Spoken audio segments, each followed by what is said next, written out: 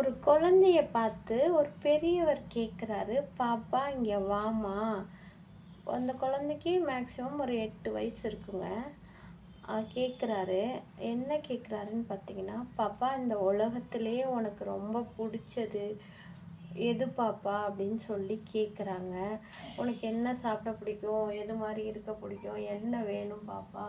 அப்படின்னு சொல்லி கேட்குறாங்க. அதுக்கு அந்த குழந்தை சொல்லுது, "எனக்கு உலகத்திலேயே பிடிச்சது எங்க அப்பா, அம்மா தான்." அப்படின்னு. "ஓகே பாப்பா, அப்பா, அம்மா ஓகே. நான் என்ன வேணும்னு கேட்குறேன்." அப்படின்னு சொல்லி கேட்குறாரு. அதுக்கு அந்த பாப்பா சொல்லுது, "எங்க அப்பா, அம்மாவுக்கு எது வேணும்னு எனக்கு தெரியும். என்னோட உலகமே எங்க அப்பா, அம்மா தான்.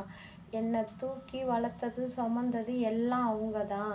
அதனால அவங்களுக்கு எப்போ என்ன செய்யணுங்கிறது அவங்களுக்கு தெரியும். எதையும் நானா கேட்க தேவையில்ல. என்னை பெத்தவங்களுக்கு எப்போ எதை செய்யணும்னு தெரியும்." அப்படின்னு அந்த குழந்தை சொல்லுது.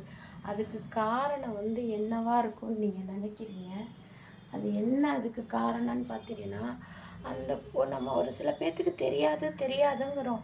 எல்லா விஷயத்தையும் சின்ன குழந்தைங்கள்ல இருந்தே கரெக்ட்டா சொல்லிக் குடுத்து கன்வெர்ட் பண்றப்ப தான் எல்லாத்துக்குமே எல்லாமே தெரியும். ஒரு சில பேர் யாருக்கும் எதையுமே சொல்லிக் குடுக்க மாட்டாங்க.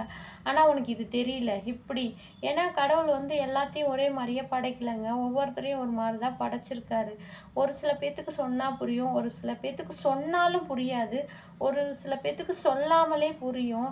அது மாரி பல வகையான ரகம் இருக்குங்க.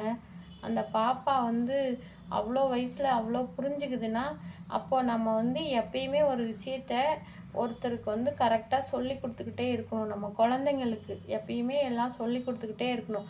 அது புரியுது, புரியாதது அடுத்த விஷயம். நம்ம சைட்லருந்து நம்ம என்ன செய்யணுமோ, எல்லாத்தையும் கரெக்ட்டா குழந்தைங்களுக்கு செய்யணுங்க. ஓகே, பாய்.